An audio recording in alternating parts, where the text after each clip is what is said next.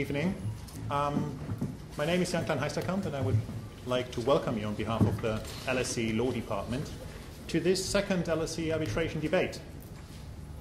As many of you will know, this is part of our Transnational law project, which was set up about 2 years ago to federate our expertise in various aspects of the phenomenon of rulemaking beyond the state, or whatever else you want to choose as a definition for transnational law. And of course, arbitration is a key driver for this development. You may remember very exciting events, such as Jan Paulsson's inaugural lecture on the 24th of November 2010, as well as the first LSE arbitration lecture just a year later between him and Alexis Moore on the controversial issue of unilaterally appointed arbitrators. Another highlight was the presentation and discussion of the LSE study for the European Parliament on the future of European investment policy last November. And in the same line, we have other very promising events coming up.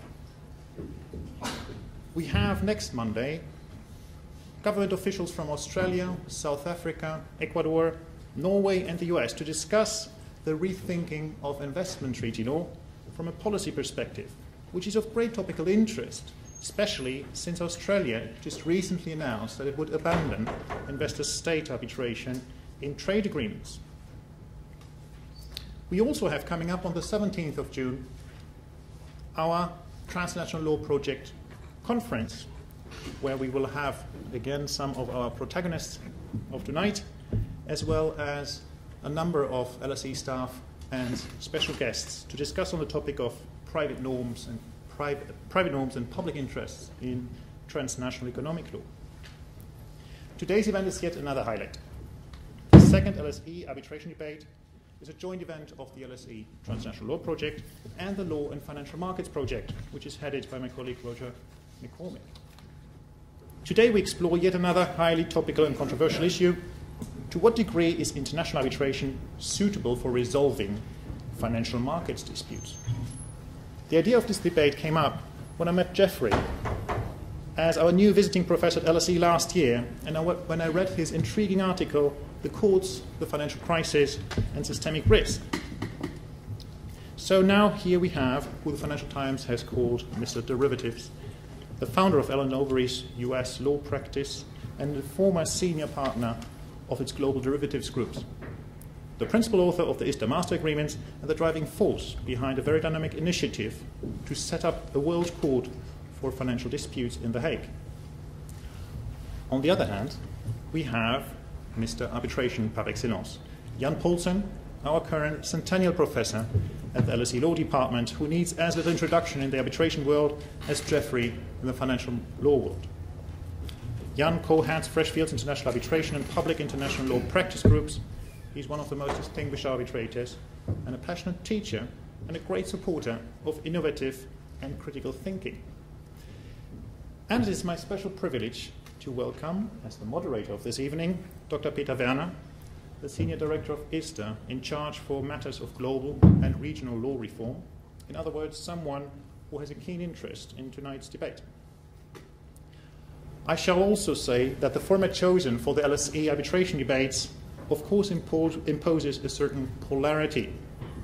Jeffrey is himself a most sought-after arbitrator and expert and knows all about his virtues, but shall, for the sake of debate and teasing out the critical issues, take the role of agent provocateur by highlighting concerns regarding arbitration's appropriateness for financial markets disputes.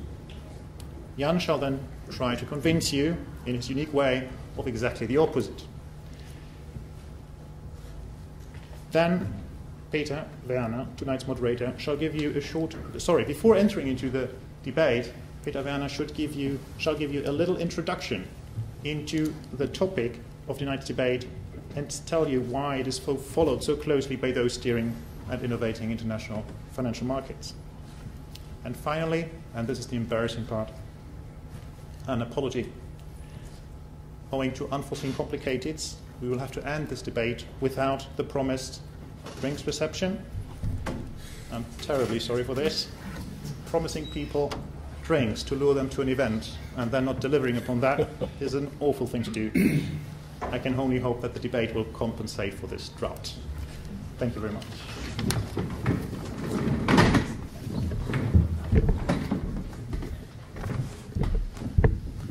Thank you, Jan. Thanks to the LSE for the kind invitation to today's event at the LSE. Very delighted to represent ISDA here this evening, which is, for me, it's the first time to join one of your debates, and it's also a great privilege to join this august panel this afternoon, this evening, to discuss our topic, arbitration and financial market disputes. In order to kick things off, I would like to give you a little bit of background on why ISDA is getting involved in this issue, and Jan has asked me to give a little bit on background to the latest ongoings within ISDA. I understand prior to this debate you have received the ISDA memo from January this year, 19th of January, on arbitration and derivatives. Just to set the scene a bit before we go into the subject matter, what is ISDA, first of all? We are the global trade association that publishes the global standard contract for OTC derivatives transactions, which looks like this. Many of you may have seen this document.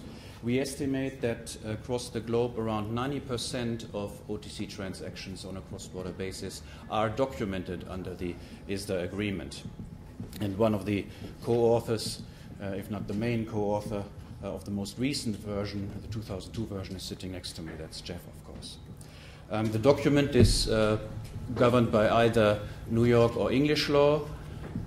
We do not have any particular surveys, but it's probably fair to say that most of the cross-border transactions globally are governed by English law on a worldwide basis. Within the Americas, it's slightly different. New York law is a very prominent one, choice of law there as well.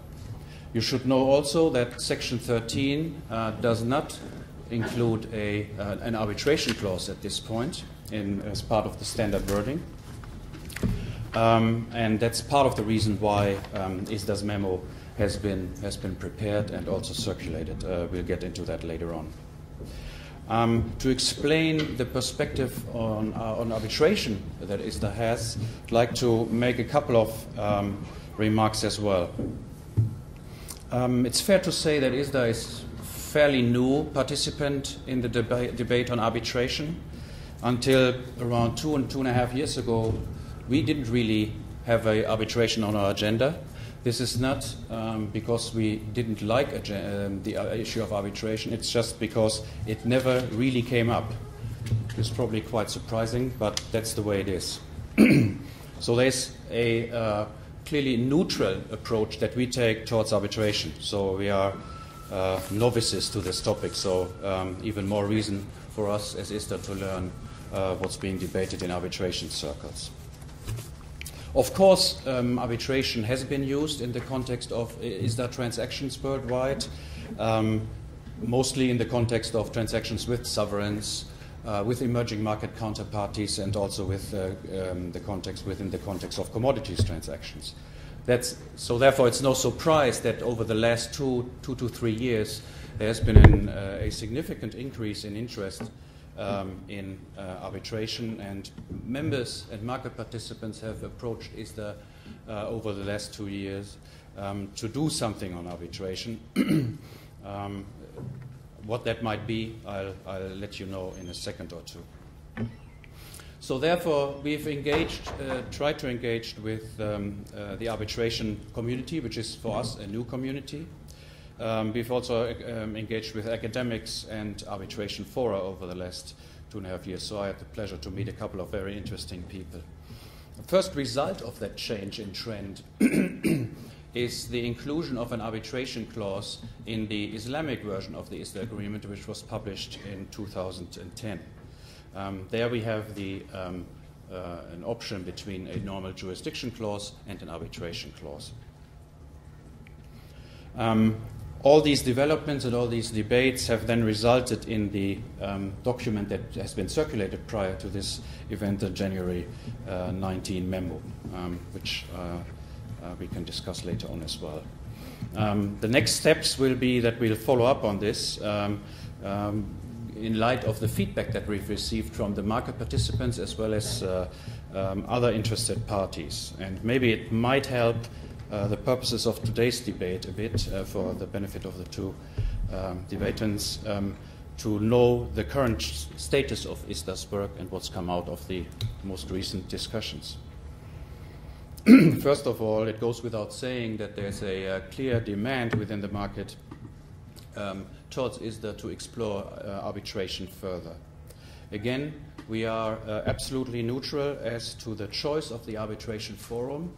It's quite interesting that our office here in London has been besieged quite a bit for a couple of weeks by certain arbitration fora that would like us to hardwire their particular forum into the ISDA documentation, but we don't see our role in promoting a particular arbitration forum. We would rather like people, the counterparties, to make that choice.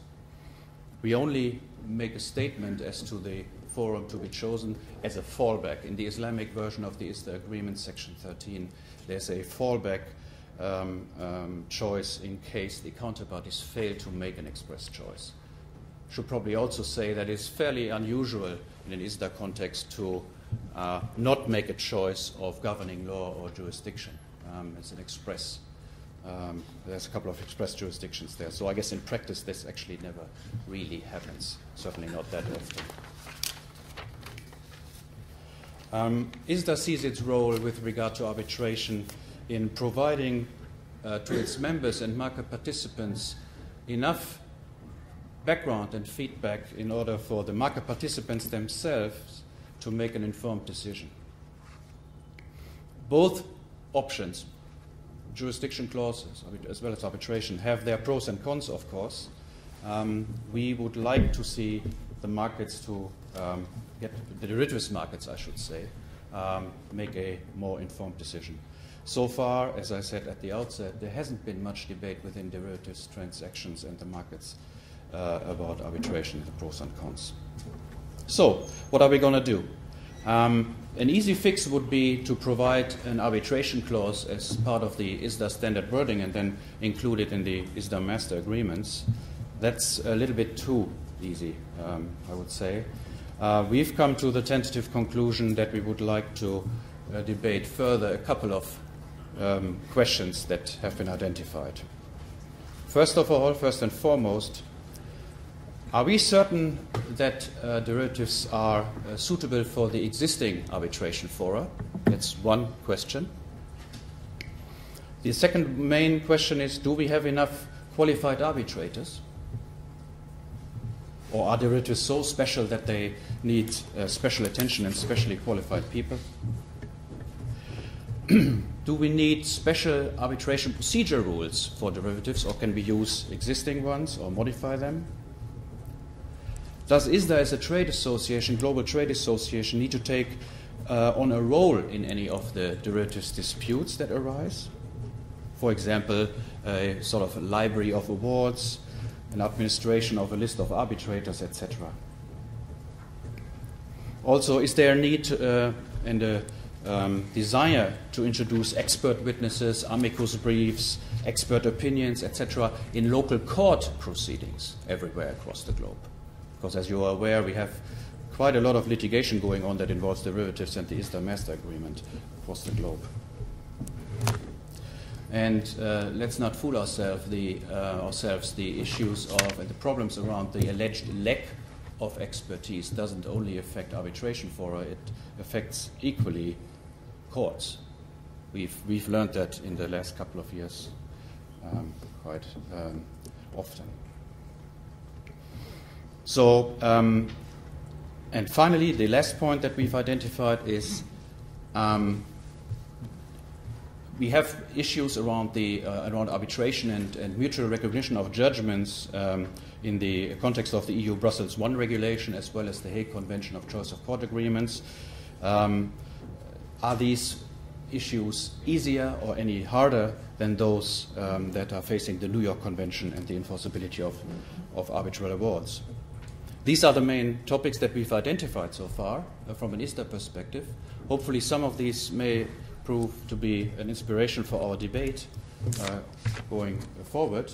And without any further ado, I would like to open the debate. The first of our speakers today is Jan Paulsson. It's Jeffrey, I'm afraid. Sorry. Jeffrey is the first one who will take the floor, and then Jan will discuss Jeff's agreements, and then we will go forward accordingly. So please welcome together with me Jeffrey Golden as the first speaker.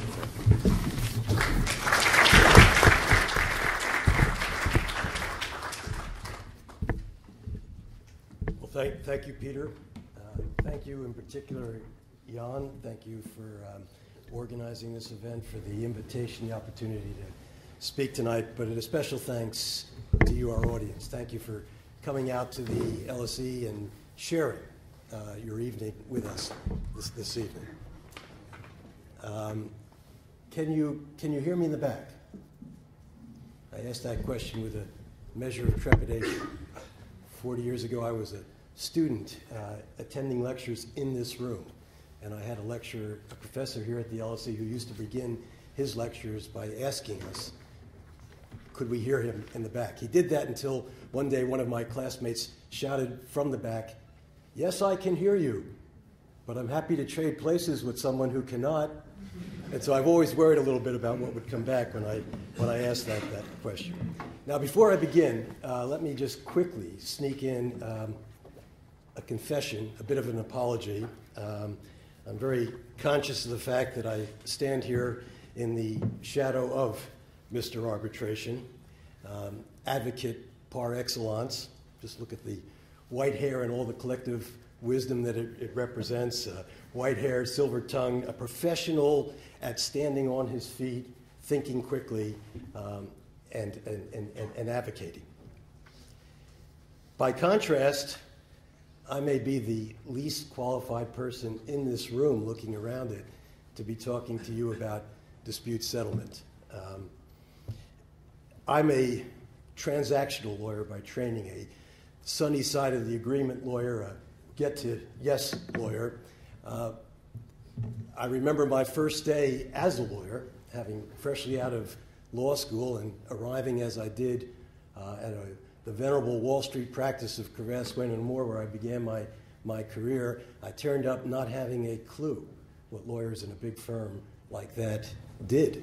And yet I was confronted on day one by a stern woman who came out of the HR department, looked me in the eye and said, "Which department, corporate or litigation?" I didn't know what the right answer should be, but I fired back a question. I said, "Which one's the IBM case?" She said, "That's litigation." And I said, "That's right, I'll take corporate." And my whole career went from that. Now, there's some of you in the room who may not remember the IBM Antitrust Litigation. It began of the 60s, 70s, and 80s. It began in President Johnson's administration. It was still going in President Reagan's administration. And a number of us joke that there are probably still once young lawyers, now quite old lawyers, in warehouses somewhere in the room, poring over boxes, looking for something that might be interesting, like the soldier that occasionally pops out from the Asia-Pacific theater not knowing the war's over.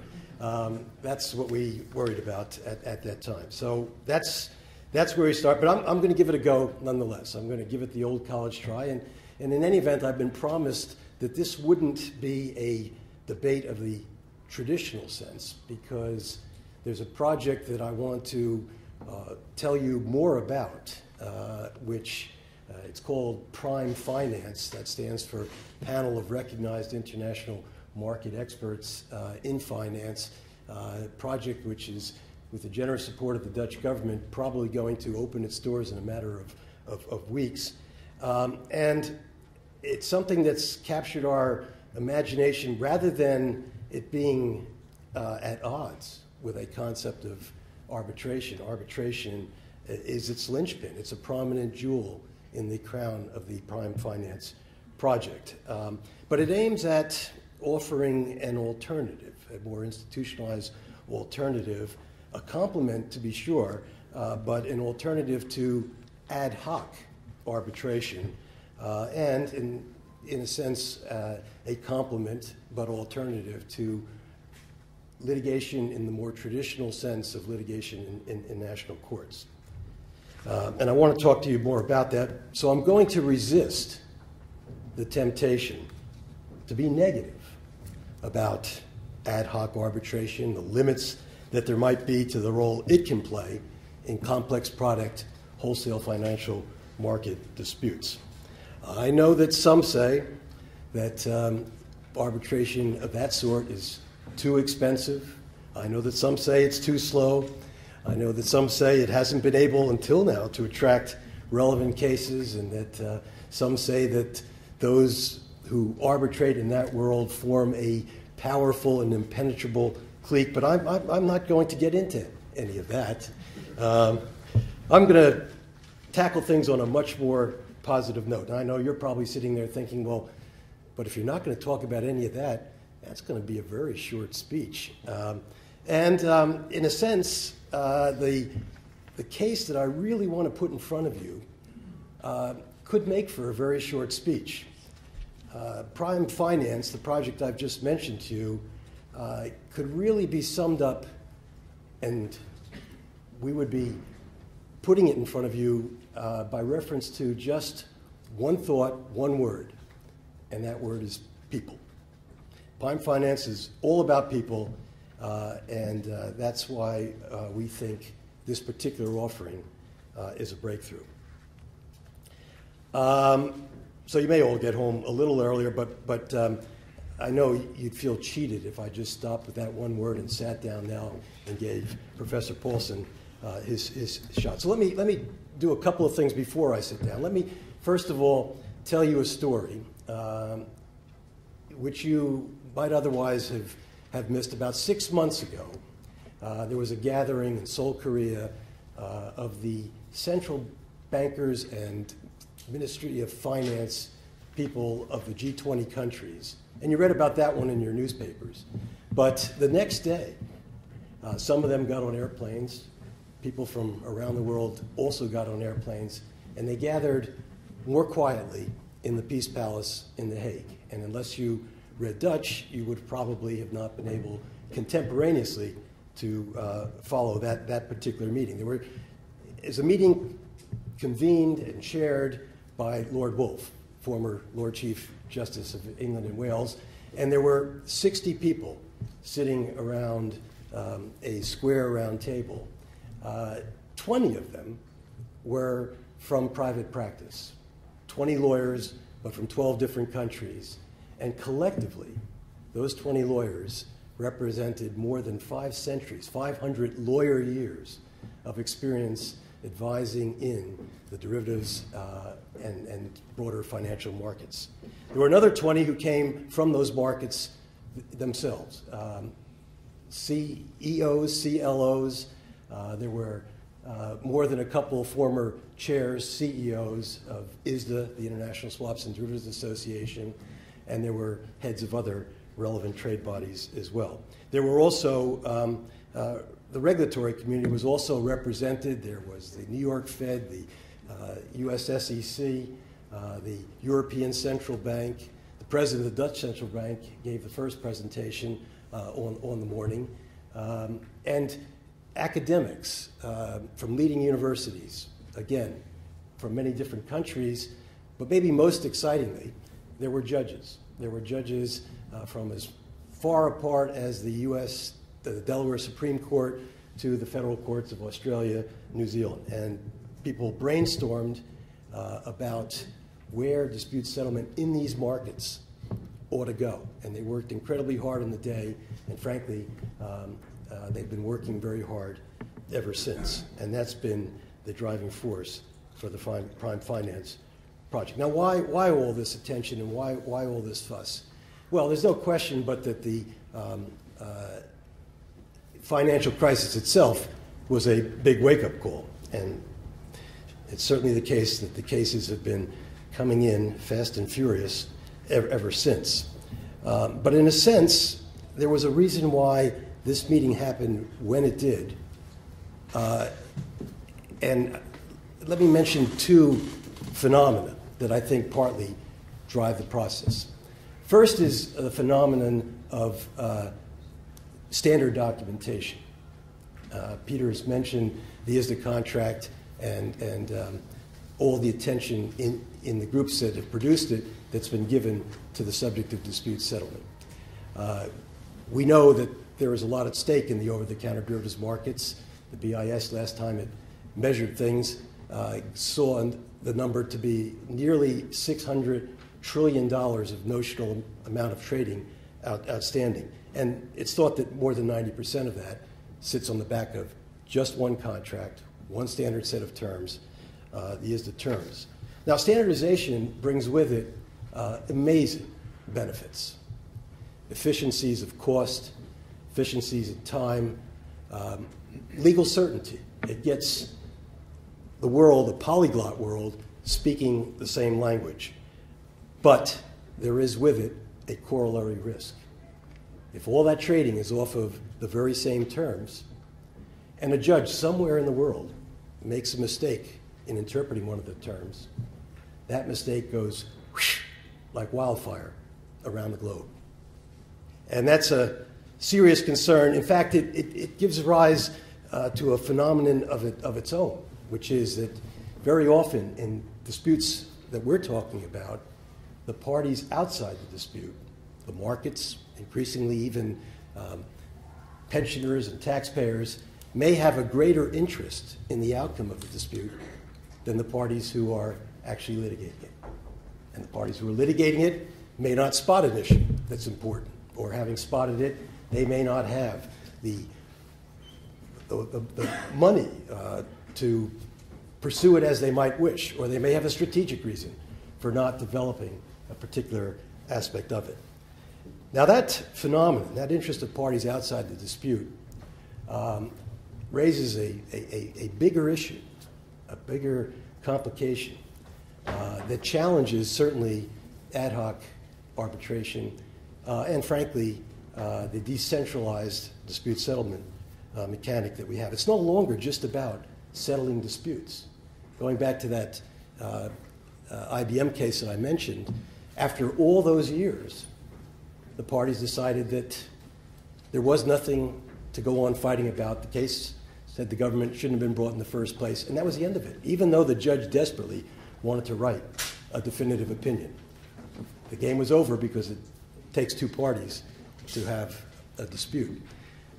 We've always recognized, though, in criminal proceedings, a wider, more public interest in the outcome of things. I shoot you and you forgive me.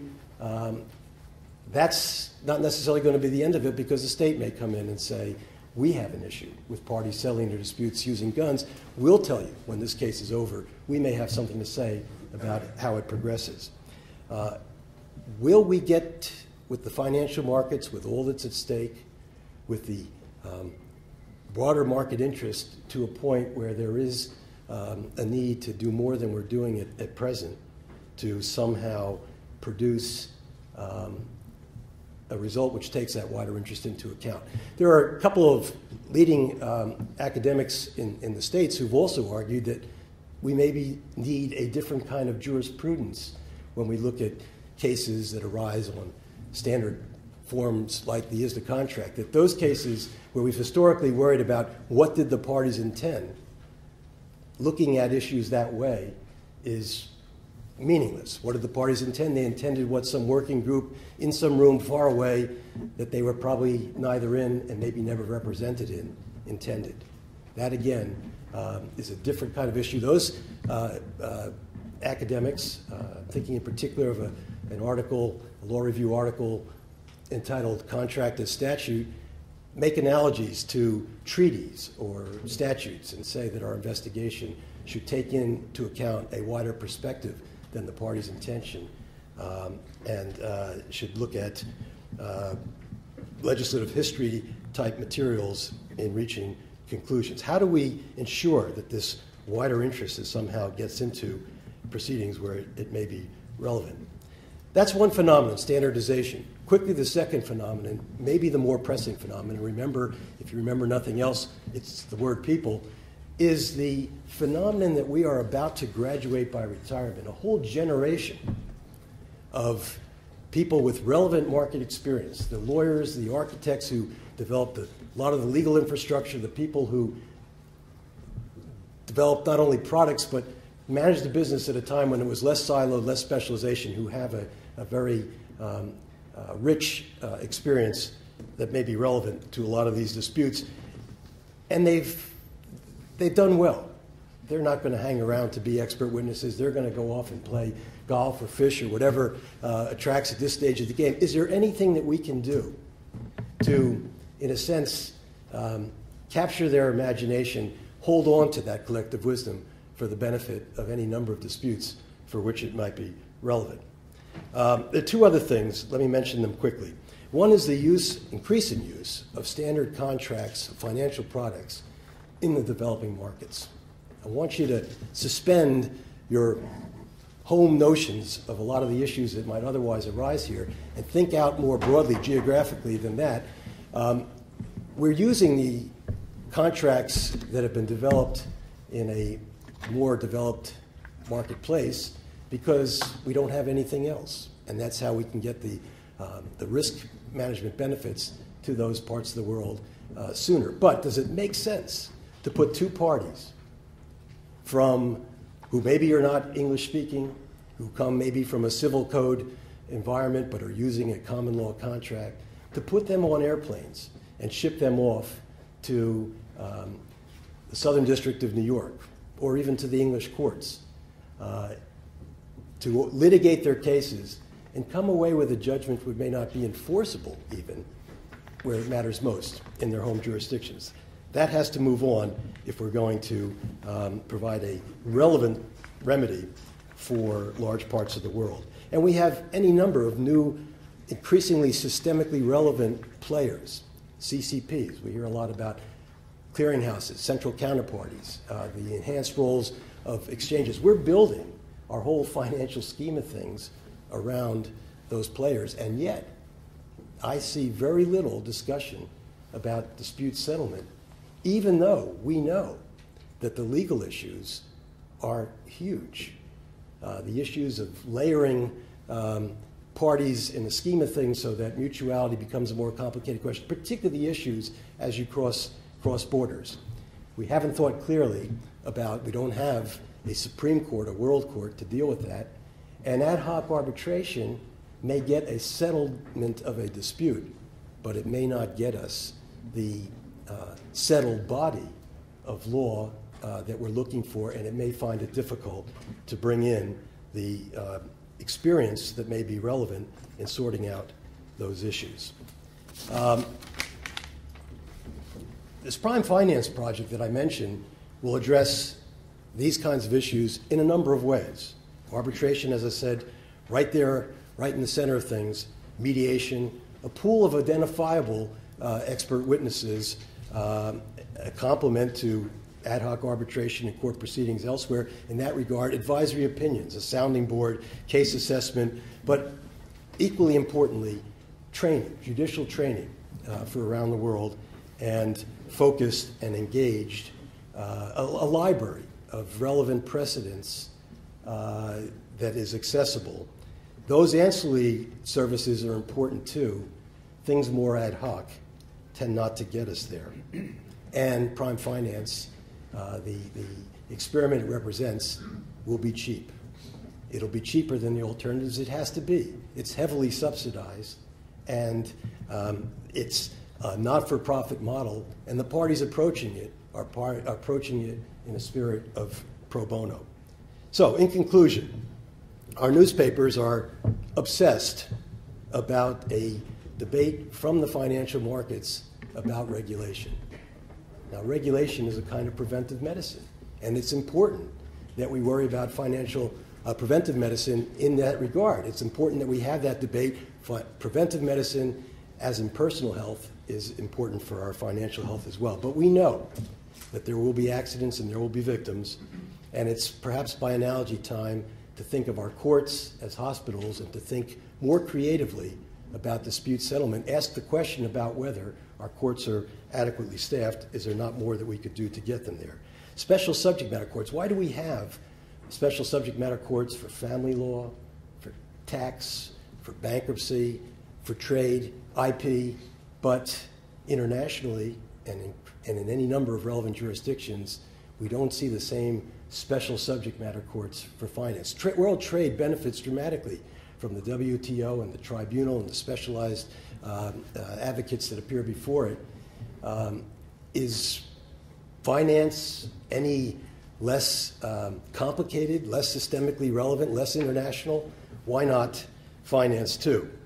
There's a lot at stake. The results to date are not especially satisfactory. There's huge variance that we're seeing even between the two principal jurisdictions that Peter has told us the ISDA contract refers to you.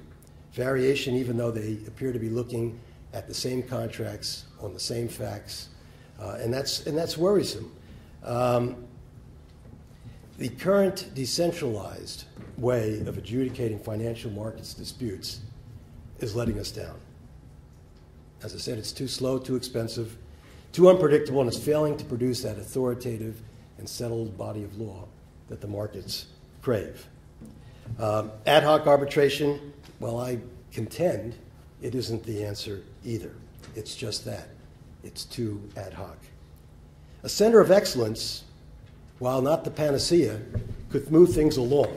Not just arbitration, mediation, experts, and the possibility of helpful advisory opinions, but a library, an accessible library of relevant material, a collective wisdom emerging as a result, training, judicial training as well.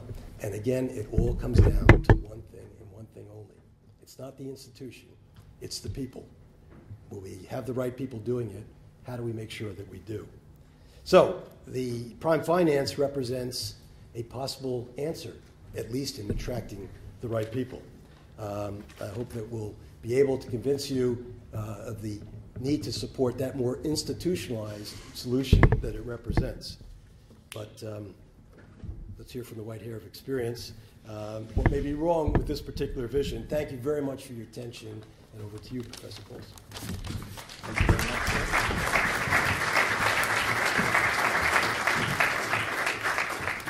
Thanks very much, Jay. So you can see already that there are two topics kind of coming to the fore here. There's one, if I look at it from the ISDA perspective, for example, the traditional debate, if you like, between arbitration and litigation, and then the additional proposition that Jeff is making in the form of the prime finance project, which has a couple of other facets and shapes as well. But let's see what our second speaker this evening has to say, Jan Paulsson. Thank you very much. And may I first thank the audience for being here this evening, and Jeffrey and Jan, who already said some kind things about me, but whether I have a silver tongue, no one's going to find out tonight, because at the moment it is lodged beneath a stuffed nose and somewhere above a throat made of sandpaper. I shall struggle through anyway. I'm helped by the fact that the subject is a sexy one, because if the idea is international arbitration conquering new markets, how would you like to get your tongue around the word quadrillion? You heard a number, 600 trillion. I read some time ago, must have been that number, approaching $700 trillion worth of assets represented by the instruments known as derivatives, as of the autumn of 2008, with a prediction that nevertheless, September 2008, it might one day approach a quadrillion, a new word for me, but one that's very exciting if we're thinking about international arbitration conquering new markets. Thinking about this subject, a thought came to me that is from an observation often made. When parties lose a case in court, they blame the lawyers. When they lose a case in arbitration, they blame the arbitrators. That is a curiosity. It's quite a serious thing. It's certainly something that people in the field ought to reflect on. Why is it so? But there's a ring of truth in it, I believe. And perhaps we can think of some reasons why that is so. Why do you blame the arbitrators? I can think of two things. First of all, the hope of arbitration for each party is that you are able to devise a system in which you actually identify the proper person who is going to decide the dispute, presumably with the thought that you're going to prevail. And so if you don't, unless you're minded to blame yourself, which no one is, the blame should be on the arbitrator. Secondly, I suppose the lawyers are there talking to their clients, and they might have said, well, the arbitrator didn't get it right, which is more difficult to say in the case of courts because they are there. You don't get to select who is going to be hearing your case, possibly. The idea of what I have to say to you, if I'm the person who is defending arbitration, or international arbitration in particular, I have to start off with a disclaimer. To defend the interests of the institution known as international arbitration is not to say that it should be promoted everywhere, because if it is thought of as a panacea, and if it is sprung into action every time the system isn't working particularly well, I'm talking about systems of norms and application and enforcement, there will be revelations of incapacity and disappointment. And it might not be good for international arbitration to get in everywhere. Many attempts have been made to piggyback on the success of international arbitration and to bring it into areas where, to be blunt, the result has been pratfalls. The ones we know about tend to be relatively successul because they're talked about because they generate a fair amount of activity. The real failures sort of sink with the disappointment, but not of those who initially promoted it, but perhaps not that much of a trace in the common consciousness.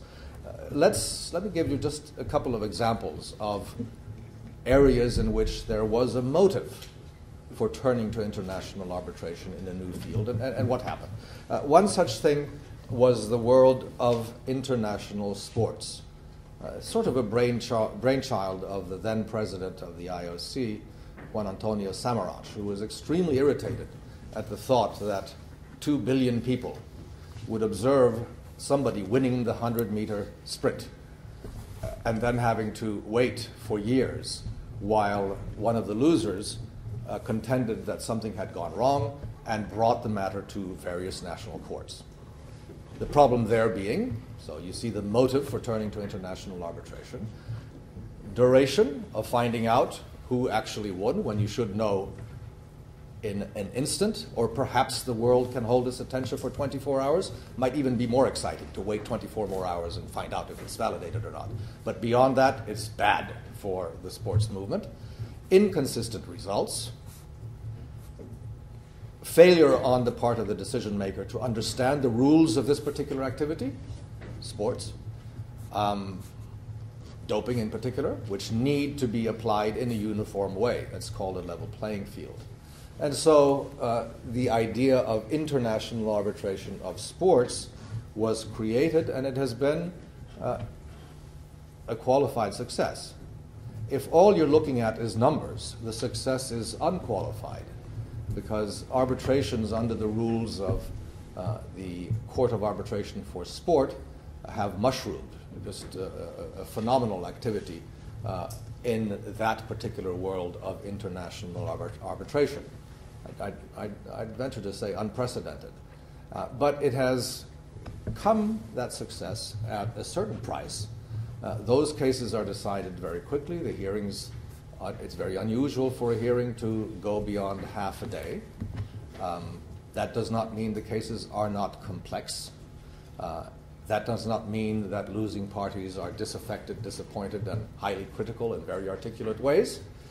And that does not mean that when parties complain about the decisions of these arbitral tribunals to the Swiss Supreme Court, the Swiss Supreme Court is not quite often very surprised at what happens when decision is made by a tribunal which has had the benefit of half a day of discussion, and when the arbitrators named come from a background where perhaps some knowledge of sport is the primary reason for why the arbitrators were chosen. So it has to be considered to be a qualified success. The area of conflicts between private investors and host states, investment treaty arbitration. The problem there was the unsatisfactory operations of the method of espousal of investors' claim by the investor's home state under the doctrine of diplomatic protection. Very unreliable, as foreign ministries tend to have their own agenda for dealing with other states and don't necessarily feel enthusiastic about espousing with all the vigor you need to litigate a case the claim of its nationals. Hence, that was not a satisfactory basis on which investors to look for their protection against host state measures. So in order to promote investment, an inducement in terms of additional legal security was created, international arbitration in which the investor itself would be able to achieve standing as a claimant in arbitration. So that was the motive. It has been extremely successful. That form of arbitration has also mushroomed, something like that in the world of sports. But in that field, in the field of investment arbitration, the reference to the standards of protection are those of public international law. They are notoriously open textured. Fair and equitable treatment. Discrimination. Measures tantamount to expropriation. Highly fact-specific and highly dependent on what the individual decision-maker might think of those rather woolly phrases. And the result, predictably, has been alleged, debatable inconsistencies in the decision made, and people talking about a crisis of confidence in the system, others extolling it. It's a qualified success as well. Third and last, before looking at what is being proposed today, we have arbitrations that come out of the world of internet. All the way on top, ICANN, which rules the roost, which decides the allocation of root names, has a system which ultimately, ICANN is a California nonprofit corporation, but under its rules, ultimately there is a system of arbitration which has to decide whether ICANN has properly done its job of allocating root names. That's the name that comes after the ampersand. Very prized things in the world of internet. And the decision makers there apply international law in addition to Californian law. That's sort of at the top level, and at the retail level, I might say, just the other evening I heard, and it seems to be true, that the system of adjudicating claims of disappointed sellers or purchasers under eBay is also a form of international arbitration, which is hugely effective, it seems, as a matter of self-enforcement, since people who don't respect the outcome of those determinations are simply barred from using that system again, which tends to be dissuasive. Now, the financial world. International arbitration is not a new proposition for the world of international finance. It has been considered by international bankers for a long time and roundly rejected. What is there to arbitrate about? They might say at the negotiating table, I'm lending you money, either you pay me back or you don't, so I have a problem of a debt to collect. What in the world would I arbitrate about, and why should I pay an arbitrator to investigate the circumstances? There are no circumstances. Here's a document, here's an instrument, you have not respected it, I need to be paid right now. I know the rules of banking law in my jurisdiction, the famous droit cambiaire, dear to French bankers, which give me a privileged position. I can go into court, I get a summary judgment, I get a title on which I can execute, and that's what I want. What is there to arbitrate about? Well, the answer is that sometimes there is a reason to arbitrate, even though all you are imagining that you're doing is collecting a debt.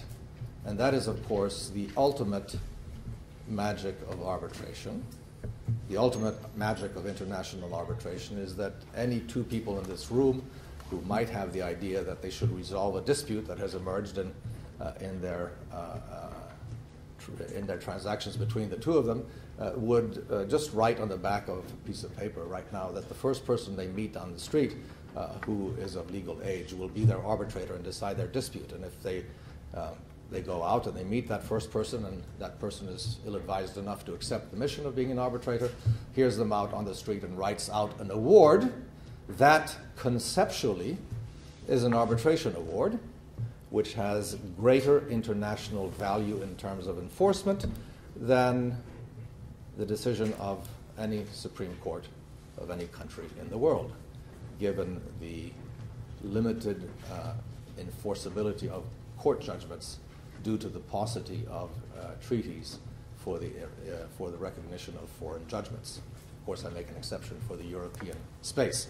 That gets the attention of the banker, who says, well, if I need to be concerned about that, on certain occasions I will be interested in that thing, how to enforce.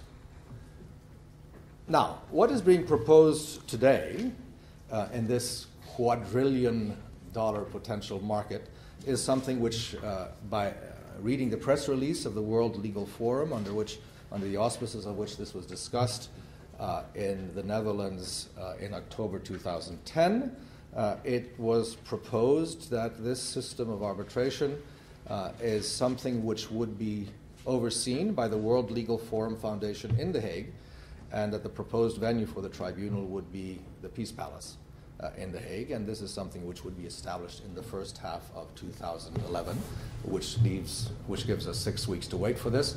I am reminded of the fact that people do get nervous before the opening of Olympic Games, but somehow when the date comes close, a greater hurry is exhibited, and we will see what comes out. Those of us who are technically interested in the workings of arbitration will be curious to know to what extent, how actually this might, is this actually what is being proposed? What is the role of The Hague? What is the role of the Peace Palace? Is the PCA going to, Permanent Court of Arbitration, going to be involved in some way? I know that its Secretary General has, in principle, as he should, expressed his interest in being involved in that. If that is so, is what is being proposed really free? Total freedom for all parties to agree to any arbitration that they like, and if so, what happens to predictability and the formation of norms in this area? Let me suggest a number of positive elements of what one might imagine could be achieved in this kind of a system. Of course, it is good and interesting to conceive of new ways in which the institution of arbitration can serve the international community. Of course, it is good to do so, always. What is proposed here in terms of the problem, the motivation, is that products, you know the expression, products are invented at a speed at which it is impossible to assess compliance and risk. And for that reason, it is indispensable to secure some form of applying norms, understanding the rules that underlie the relevant instruments, and enforce decisions in a way that leads to uniformity and confidence in enforcement. Well, that we understand is a great thing to be achieved. But of course, drafting is one thing. Applying, enforcing are primordial. And that is actually the great challenge. Sometimes reading the expressions of the ultimate users of the system, bankers, who don't spend their lives in courtrooms or before arbitral tribunals, seem to not have their minds totally focused on the difference between enacting uniform rules and actually confronting the chaos of international adjudication / litigation / arbitration / settlement, and the understandings that come out of such a mosaic of procedures. If a system such as the one that is being proposed is established, notwithstanding what I've just said, it seems to me that it is possible to imagine that useful precedents will be derived, even though it's not the common law system of a national state. And even though, in principle, in arbitration, awards are not binding precedents in any sense. Nevertheless, awards can become powerfully persuasive depending on their quality. The experience shows that this is so in given certain conditions. And those conditions are, I cannot address. I can just say that those conditions seem to be the degree of specificity of the norms that are being applied. So I gave an illustration of open textured norms, those of public international law, fair and equitable treatment, which are not technically specific. So to the extent we're talking about instruments where the refined answer is something which turns on usage of words, usage in the particular industry of finance, that is something where I think one might reasonably hope that useful precedents might emerge. I take my other example of sports arbitration. Certainly, there is a good record of dominant precedents, jurisprudence constante, coming out of the Court of Arbitration for sports with respect to certain things like the distinction between the disqualification of athletes and the suspension. Okay? That's very important. You disqualify an athlete who participated in an event because it was unfair for that athlete to win. It was unfair to somebody who raced in that event. Suspension for the future doesn't necessarily harm the interests of a particular individual who hasn't raced yet. So you see that distinction. That works out in terms of proportionality of sanctions. And there is a rich jurisprudence in that area. It's been extremely useful to see how the world sporting community reacts to that question. Similarly, with regard to the notion of chain of custody of samples in doping infractions and the presumption of the scientific accuracy of accredited laboratories as opposed to hired experts who don't come from an accredited laboratory. So that holds out some promise. Something in which arbitration in this area would surely benefit the general institution of international arbitration is that it might kick us in the international arbitration world into action in some areas where we haven't done very well at all. I don't understand. I have never understood why it is thought to be inconsistent by some. Inconsistent with the idea of agreeing to arbitration, that arbitrators would decide cases by way of summary disposition. I don't understand that. That is a decision on the merits. That is what arbitrators have been asked to do. And if a party claims and convinces a tribunal that taking everything the claimant says at face value, nevertheless, a case of action has not been stated, I don't understand why it would be impermissible for arbitrators to draw the ultimate conclusion, which is fair in those circumstances to dismiss with prejudice that case. It is said that if you agree to arbitration, the first role of the arbitrator is to hear the parties out. Well, if the arbitrator can determine that there is no point in hearing facts which that arbitrator has determined to be legally precluded, I just don't get it. Now, this is one of the great claims bankers have always made. What is there to arbitrate about? And I agree with them. If there is nothing to arbitrate about, let the arbitrator stop the carousel and render an award. And on this, I think all the pressure that can be brought on arbitrators is a good thing indeed. Some doubts to conclude. The ISDA Master Agreement, if that is 90% of this glorious quadrillion market, is bound in many cases, to my understanding, to implicate the interests of many more than two parties, even in a given case. And if that is so, you have a first problem of third parties to the direct original parties to the agreement. You have assignees, successors in interest. You have affiliates who may be extremely interested. And how are their interests going to be catered to? But beyond that even, the wider market, which is looking for precedents. What do they say about a precedent created by a case in which the advocacy was terrible? And yet, there it is. We don't want others pleading for us. If a great problem in this refined area of litigation under ever more complex derivative instruments, if one of the problems is conflict of interests, in that the authors of these complex instruments tend to be professionals working in the large law firms in the world who refuse to sue the major banks, if that is a problem, that's not going to be resolved here. The conflict of interest remains the conflict of interest.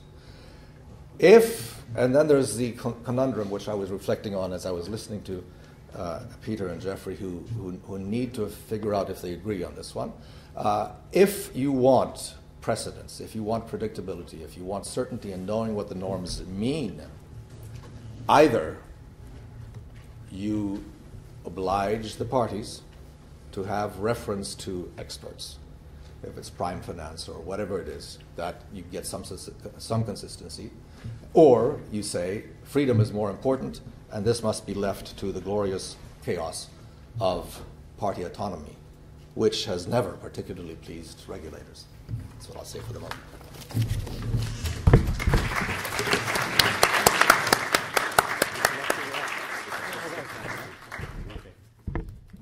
Thank you, Jan. It's very inspiring. The idea was to give each speaker a chance to react to the immediate statements that were made. So, Jeff, if you feel like it, to make some comments on what Jan has just been saying, and then after that, after giving Jan the chance, we'll open up the floor for questions.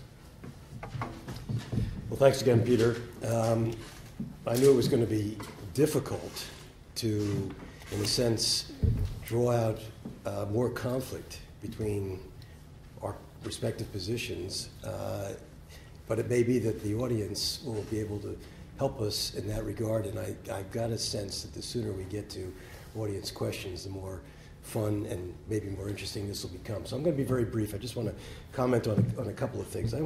When I was a student here, a century ago, well, certainly last century, one of the things that I tried desperately to make an original contribution to knowledge about was the process by which judges were selected for the International Court of Justice and to deal with the question of who made the best judge. And there was a huge debate at the time between the view of the common law countries on the one hand and the civil code countries on the other. The debate was about whether it was easier to teach a judge international law or an international law professor how to judge. Civil code countries seem to have this respect, which I can only these days now admire, for academics and professors, and they said, let's start there, we'll teach them how to judge. But the common law countries tended to start from a different place, although when it came to it, trying to get somebody to move to The Hague, they usually had a hard time persuading sitting judges and ended up with more academics than they might have set out to find. Anyway, all I'm saying is on the matter of competence, we've got a real issue because the cases have evolved. They've evolved from cases which judges certainly and arbitrators aplenty had real comfort with. The derivatives markets may have made the facts more dramatic, but the issues of the old cases were familiar ones. They were issues about whether a contract had been formed by an exchange of emails or faxes, if so, on what terms, whether the parties had the authority to enter into a trade. What about counterparty relationships? Did this party owe a duty of care, a greater duty of care to that party? The facts we see changing in some of the post-financial crisis cases, they've gotten into a calculation, evaluation of trading, into formulaic calculations, flawed asset theory, some very complicated issues which are not easy for people less familiar to take in their stride, not at least without a more formalized injection into proceedings than we've currently been able to achieve of that real expertise, that real competence. It's interesting that, coming back to the more summary proceedings, that bankers, financial markets seem to prefer certainty and a result even over justice, and we have to figure out more cleverly how we can, in a sense, establish that certainty. But the question of balancing the interest of the markets on the one hand in a settled body of law, in more useful precedent, in getting learning from our mistakes against the interest of the market participant on the day in protecting proprietary information, protecting what it views as confidential information. That's a real nut to crack. But I don't think we're going to crack it by moving, lurching from ad hoc to ad hoc result. We have to get more of a commitment to focus on that particular interest and the phenomenon, as I described it, of our markets. The analogies to sport, to investment treaty arbitrations are, I'm glad Jan's raised those. They're important, and we are paying serious attention to all of that. But there again, when it comes to sport, I'd be surprised if there wasn't almost everyone sitting in this room who didn't feel that they somehow were entitled to express a view about whether the ball crossed the line and a goal was scored. And there are experts aplenty when it comes to analyzing drug tests and the like. But even there, we see a measure of institutionalization, which I think has reaped benefits. And again, those are precedents that we're going to want to study more carefully. So I think, as I said, in all of that, we're looking in similar places. All of that says to me, there's just too much at stake. It's a dynamic marketplace. It's characterized by creativity. Shouldn't we be a bit more creative in thinking about what the right answers are to those kind of problems and moving things along from where they start to maybe where they want to go? Thanks. Would you like to react to that? Okay. Right. Okay. So we open up the debate now. Anybody in the audience who would like to ask a question or make a comment? And if I could ask you to identify yourself. There's one gentleman. We have a mic, I believe. The gentleman in the upper ranks.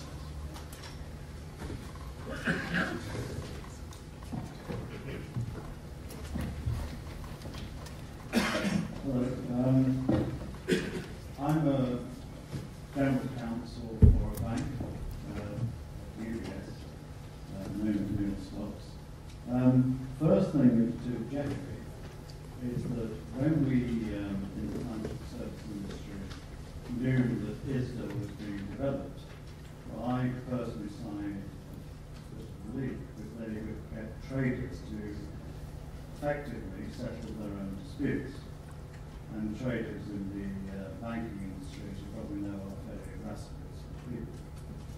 So that was a very, very good development. I then listened to Jan, and I agree with him that there was a resistance for banks and financial service industry participants to look for certainty. But over the last few years, the number of stakeholders which have reached not less than regulators, shareholders, passing strangers who think they've got a stake in our business, have actually got us, I think, away from certainty. My view is that arbitration, alternative dispute resolution, is going to become a very, very big industry in the financial service industry. I don't think the day in court is going to be on our mind as a precedent, if you like. And also that I think we will move towards arbitration. I'd just like to hear the reaction of both Jeffrey and Jan on what I've got to say. And I can only offer my personal experience in the industry. Are we live with these? Well, thank you for those comments, Neil. You obviously have the benefit of terrific experience, and so what you have to say is something that we should listen to and pay a lot of attention to. And I guess if you're right that the future of arbitration is bright, then there again I say how important it is that we get the right people to the table if that's the case, that we overachieve, we continue to attract more than our fair share of the people who could make a contribution to that. And I think it's going to require a measure of cross-fertilization between, as I said, those who know how to arbitrate but maybe know less well the products, and those who know the products but need to know better how to settle disputes. And it may be that doing a better job than we've done until now of getting them all into the same room, committed to the task, will be a good thing. You know, right now, when we look at more conventional courtroom litigation, I would say that although the regulators have ignored it, the courts are highly important to the future of financial market regulation, that the courts are potentially a huge ally of the regulators. When I was a law student and a young lawyer trying to figure out how much due diligence do you do in an IPO, or what were the right steps to follow, you read the black letter law, you paid a measure of attention to the regulations, but you studied the cases. You studied the cases, you read the case that said, well, here's a young lawyer, call him young Stanton, he didn't do enough. And you say, I'm not going there. Or you pay, here's a young lawyer, or here's a lawyer who did enough. And you said, how do I get to that same position? Judges who understand finance can play that role. I think we've moved into an area of relevant financial market activity where, and I'm not talking now to an audience here in London about the English courts necessarily, or the U.S. courts. This is a very decentralized scheme of things, and it's a big world. And if we're going to, whether things move, as you say, in the direction of arbitration, or even in more traditional courtroom settings, we've got to do a better job than we have of getting people who are comfortable with, who understand this stuff, deciding the cases. Jan, would you have to comment? One caveat. In my experience as an advocate, I've often had to deal with problems that were way beyond me. One has a few hundred hours of assignment to a particular part of that problem, so ultimately one learns a bit about that thing, enough to present competently a case which turns on a narrow area of that specialty. In that position, I think all of us feel humbled about how little we know of the general picture. And so we think this is really something for somebody who's not a specialist in procedure, as we arbitration people are. This really calls for substantive specialty. Now, my caveat is that on a number of occasions in my experience, that reflection has led me to seek the appointment to the tribunal of persons who were highly expert in a particular area, such as the law of public procurement, if that was the dispute, or European law. You can think of a number of things which might be relevant. If one isn't careful, that great expert in that area, it just seems odd to someone who's specialized in procedure but has no clue of how to make a process eventuate in some cost-efficient way into a result. And that's the great difficulty I see, because very often in my experience, the result has been disappointing. And that might simply be in nature of the particular craft of how cases need to be processed.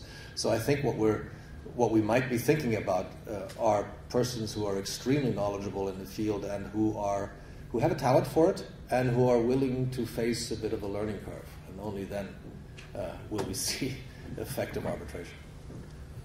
May I maybe add one observation from the ISDA perspective? When we started looking into arbitration, we were wondering, why has the topic not come up earlier? Why has it not been raised in 25 plus years of ISDA practice? And the answer was partly given by the gentleman from UBS just now. At the beginning of this industry was a sort of a club, let's say, a limited number of dealers that were dealing with each other on a regular basis, for whom disputes may have arisen, but in the light of the ongoing and future trading relationship between the two counterparties, they were certain that this would be sorted out somehow because he wanted to keep trading.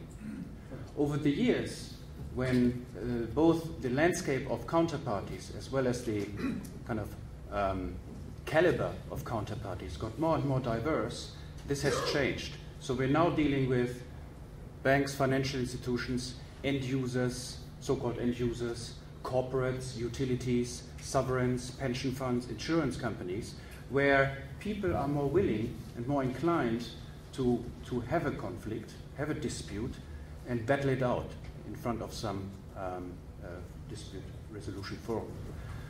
So the question going forward will be which is the right one going forward. And what I took from this debate was quite interesting.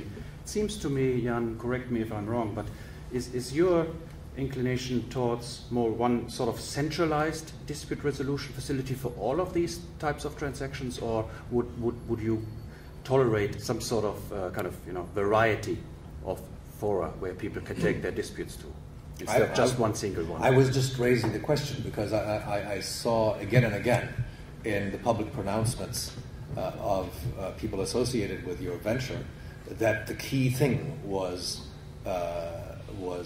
certainty in the diffusion of a particular understanding of an instrument when it became contentious. Mm-hmm. And if that is so, then I find it difficult to understand how you would tolerate the chaos of party autonomy, as I call it. Okay. Very good. Well, we have more questions. Yes, Philip, Roger. Roger McCormick. I think it's possible to overlook the Lehman's litigation being in London and just after the financial crisis. And that taught us a number of lessons, and it's continuing to do so. One of which I think is that the real danger is surely not that judges don't understand the complex documentation, it's that the parties don't. You have the Rascals case, you have several cases that show the parties simply didn't understand the full impact of what they were signing up to. All of a sudden. Well, the other question that comes out of it, or the issue, not a particularly new one, of course, is that in insolvency really is the acid test of contract validity in financial markets. And I don't see how, but Jeff, you might be able to explain this, I don't see how the prime project deals with the problem where a Mauritanian judge says that such and such a clause in the ISDA document just isn't valid in the insolvency of a party incorporated in Mauritania. Jenny, would you like to respond to that? Well, yes. I mean, I think the two concerns are related, because in each case right now, the rogue party or the local judge is less likely to be focused in where the right answer may lie than ideally the markets would like to be the case. We have in this country the FMLC, which anticipates risk in these markets, and where it sees it, it prescribes it. It doesn't take a court case to get the FMLC proactively to give guidance that may be relevant in a court case. And it also bridges to the judiciary here in terms of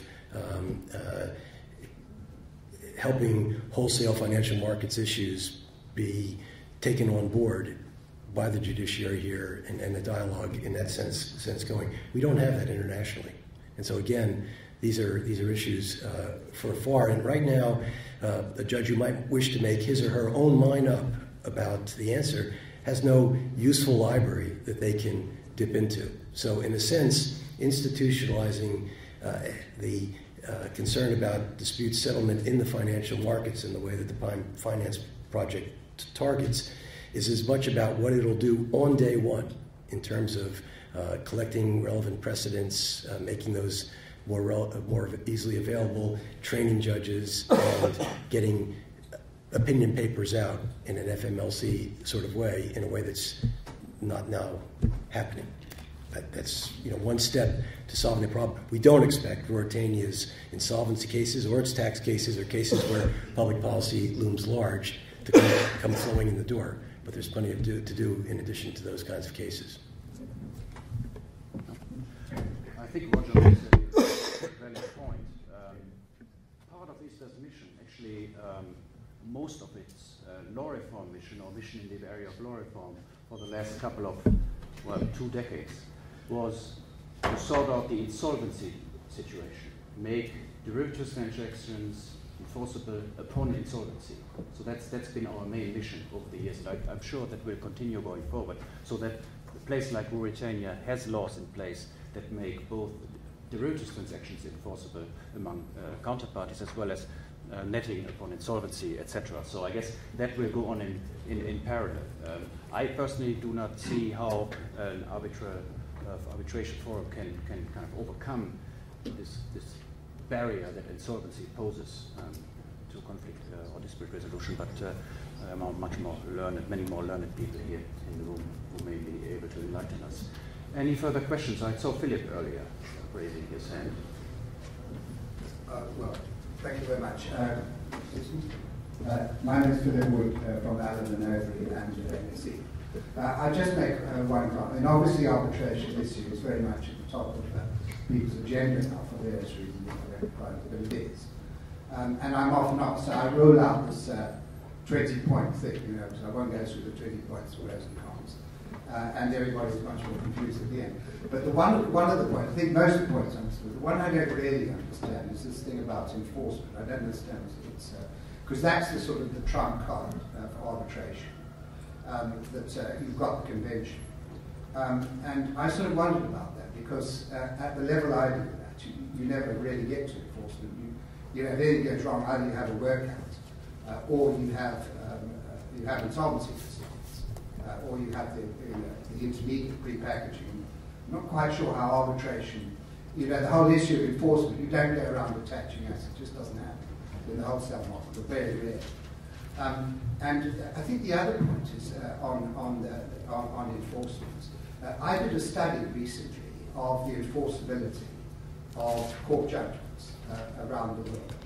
And these studies, I don't know whether they're correct or not, but they're carried out with the ISDA and people like that. They came to the conclusion that really there were only 3 countries in which you couldn't enforce a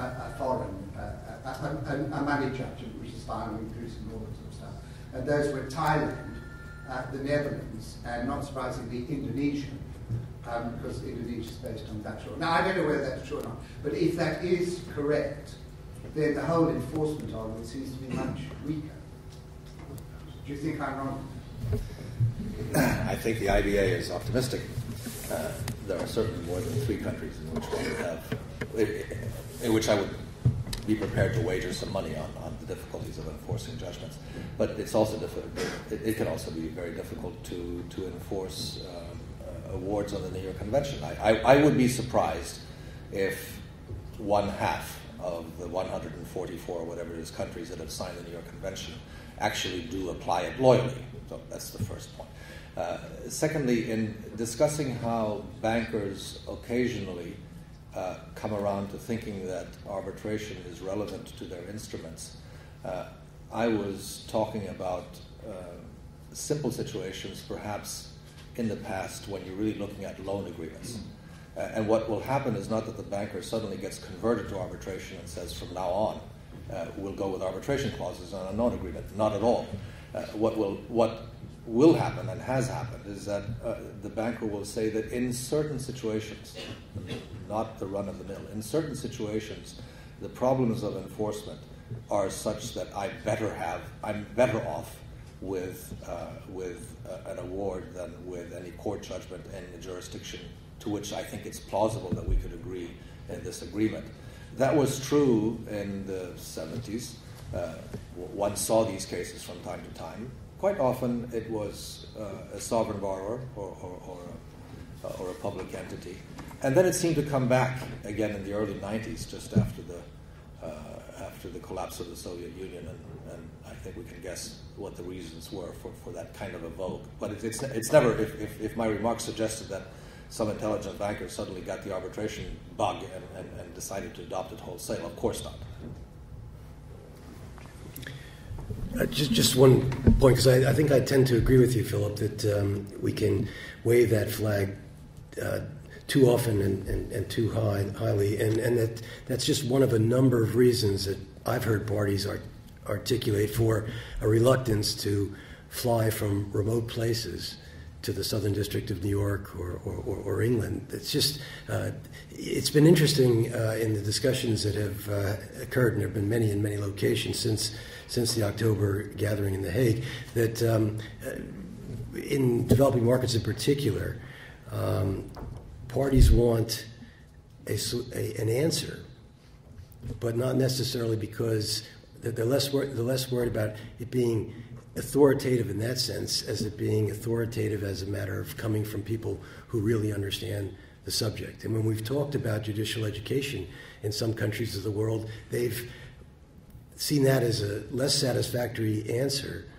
because it's not a question of educating judges in some countries of the world, it's trusting them in no small part. It's a rule of law issue as much as anything else.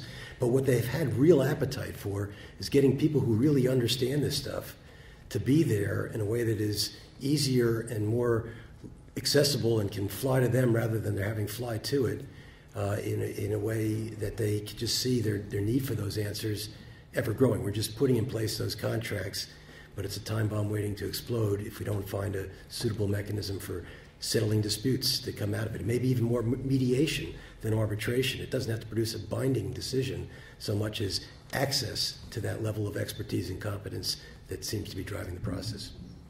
If I could have maybe one observation from the ISDA consultation process, where the impression was that there's certainly more than there's certainly more than 100 jurisdictions where you have problems with the mutual recognition of judgments. That's considered a very big problem. So it would be interesting to see that particular study or the survey, because the general impression was that even, well, or let's say, in the absence of absolute legal certainty by way of one single dispute resolution forum dealing with derivatives transactions, if I can at least get an arbitral award for in-house risk management purposes at financial institutions, they feel better or may feel better with an award, even if that award might not be enforceable. And we had a number of countries that were mentioned who are part of the New York Convention, states party to the New York Convention, where enforcement actually doesn't work. Ukraine was one, if I can name one, but please correct me if I'm wrong. But so people feel better for risk management purposes internally to go for an award if there's nothing else. Further questions? The gentleman there in the corner. Terry Hartley, you mentioned mediation, or the mention of the Ibm cases. The Hong Kong International Arbitration Centre has a scheme running which proposes mediation first of all, if that fails, parties can then which go on to arbitration. Apparently so far they've had something in excess of 300 mediations with an 89% success rate. But evidently none of the failed mediations have gone on to arbitration. And being a member of the arbitration panel, I'm quite excited about that. But I wonder whether you see, you discussed arbitration in the context of derivatives. I wonder whether you see the possibility of introducing a mediation process prior to a possible arbitration process. I thought that was the idea. Yes, that's one proposal. In certain scenarios, you can actually see that. For example, if you are dealing with Chinese counterparties in Chinese assets, or renminbi-related assets, for example, you have to do so under Chinese law, under a Chinese language document, which imposes on you, so there's no freedom of choice for the parties to contract under the document they wish to. This particular Chinese document tells you to do first mediation and then go to either a designated Chinese court or the CTAC arbitration in China. So there you have a case where mediation has become mandatory, if you like. In other areas that are kind of, I wouldn't say below the threshold of proper commercial arbitration, but other derivatives areas, for example, in the area of collateral management, there are efforts underway by industry and ISDA in particular to come up with solutions to decide on the valuation of collateral portfolios, for example. So there are kind of protocols in the making that will create such a mechanism and make it binding for people dealing under ISDA. So that is happening within the ISDA world.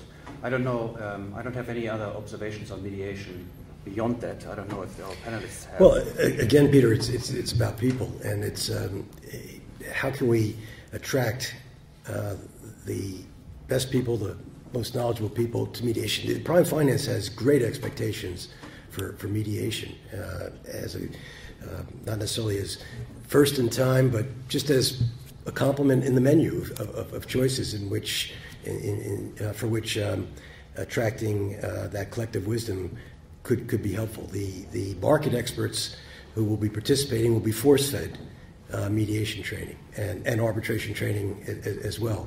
But until now, it's been harder in the universe of mediators to find people who, experienced as they may be about mediation, and as Jan says, there's a process here, and it's easy to underestimate the challenge of the process, but who are as comfortable playing the role that they might usefully be able to play if they were more conversant with the products and market practice and the like. We want to bring them, that community together and get them talking to each other in a way that just hasn't happened until now. I thought that was sort of the benefit of these prime super specialists, and they would sit down with the parties and explain to them what they had signed, to harken back to Roger's comments, which must be correct. Our host indicates that we have time for a few more questions. I think maybe in the back, just for the sake of justice. Do we have a mic in the back, please? I have a question about systemic risks to calculate. I think few people would doubt that the quality of the dispute resolution would go up if you have an institutionalized system of experts dealing with those derivatives. But one of your starting points was that at the moment, if a judge somewhere in the road or an arbitrator somewhere in the road takes a wrong decision, this would ripple through the system and would create a catastrophe. And I wonder whether this is really true, because at the moment, since there's no binding force, there's no precedent, probably a lot of the actors in the market would expect, if the case was not argued properly, or if the decision is clearly wrong, they would probably be more confident in expecting a different court to take a different decision. And while it's certainly true that this institutionalized expert panel will get things right far more often, it will probably make a mistake eventually. And if they make a mistake, then the actors in the market will probably be far less confident that they would reverse things again. And then this would really ripple through the system. So my question really is there a certain trade-off between getting things wrong sometimes and having higher transaction costs on the one hand, and the clustering and the creation of systemic risk on the other hand? Well, you're asking good questions. In answering the question, if this wrong answer doesn't really bind me as a matter of precedent, stare decisis, or whatever, am I really going to worry about it? I'd say, well, tell that to your credit committee, because, I mean, I'm basing the concern that I perceive on a lot of practical experience in that the markets have held their breath when issues that they thought were relevant suddenly popped up on the other side of the globe, and it was unclear what the judges might know or who would be briefing them and what they might know, and yet the consequences in the absence of a Supreme Court that can fix a mistake were pretty problematic. There's an awful lot at stake, and it's a very anxious world when you're looking out and the only answer to be given by a court or that you can access gives an answer which you think is wrong or the markets think right. It takes a brave party on those facts in this world to ignore it. So, again, as I said, even where we contemplate ambiguities, not so much wrong answers based on standard contracts, but a world where in a rush we've tried to make it better. A lot of regulation is issued, but we need the facts are always important, and we need that regulation to apply to new facts. The same dispute settlement procedures, which could be an ally and flesh out a regulation otherwise ambiguous, become a source of systemic risk in this modern world of standardized contracts, with the amounts at stake, with the way the trading market trades, preferring the certainty of a wrong answer to a pursuit of a necessarily right one, if that's going to take a long period of time. These are just the facts that we're working with that push us in the direction that we've been pushed. I don't know if that fully answers the question. Do we have time for one more question? Two more questions.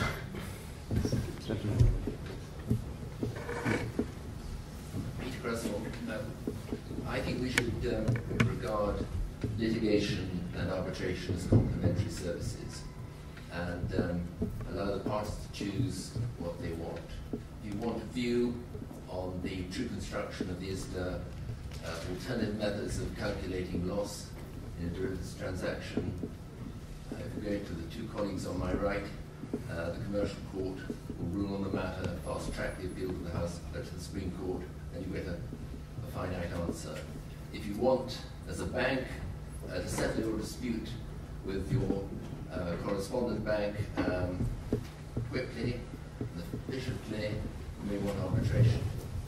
But whichever route you use, can we agree that what is absolutely critical in this field is the tribunal, if it hasn't got the expertise itself, should have access to the very best expert evidence.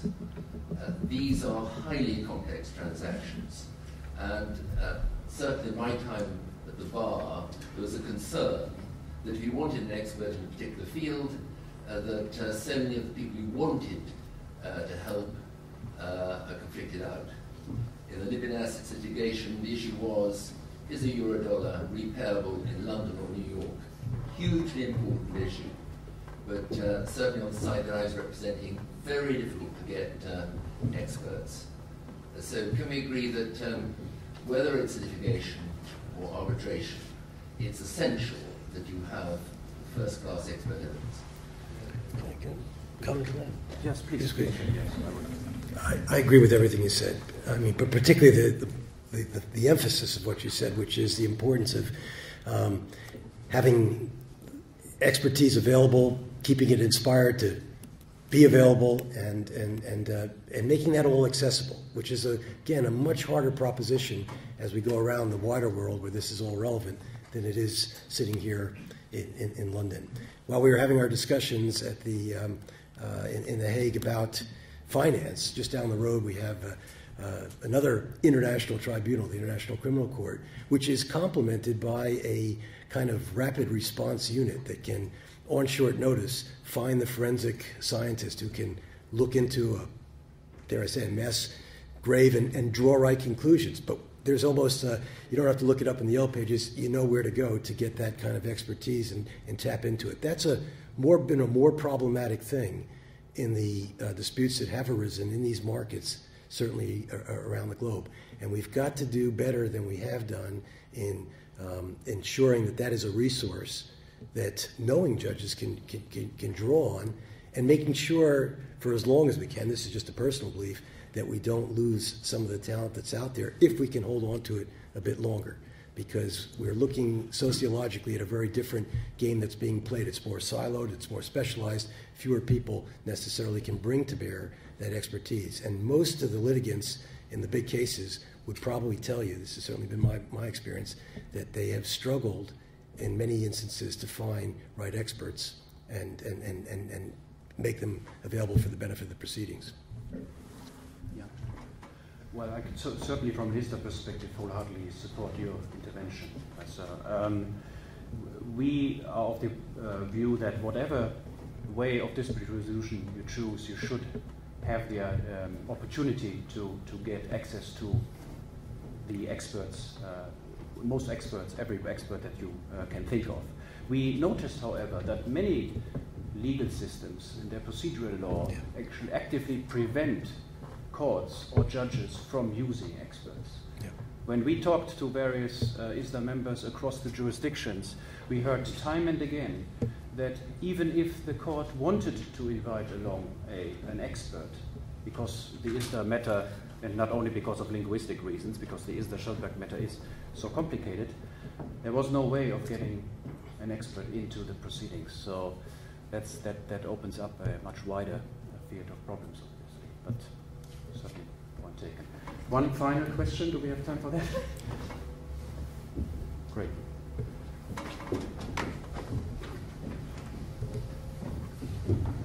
Hello, Craig Jersey. I was just curious, given the last question, Jeffrey, how's Prime Finance going to go about lassoing what talent there is available in the marketplace at the moment, given what seems to be some very ambitious targets you've got? Well, they are ambitious targets, but and as ambitious as some of us are for the project, I've been more pleasantly amazed and surprised by the results achieved to date in that regard than challenged by the task. And we hope at the end of June to announce a initial panel of experts, and it's going to be a healthy bunch who are excited to be involved. And it's been a year's process in largest measure trying to screen potential candidates, engage them, and get that list. It's going to be, in the first instance, probably a bit top-heavy in terms of market and legal market expertise rather than sort of more the anchors, the judicial or dispute settlement expertise. But that's coming along very well as well, and that we continue to hope to leverage off that as time goes forward. So June 29th, we hope to announce the widest pool of expertise in the area that I'm aware until now has been identified as available. Okay, thank you. All right, we've run over for 15 minutes already. I hope you found today's debate interesting and inspiring.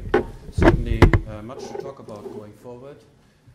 From ISDA's perspective, we certainly would like to stay in touch with the LSE about the next steps in ISDA's efforts on arbitration, and I'm sure Jan and Jeff would be willing to talk about their particular views going forward as well.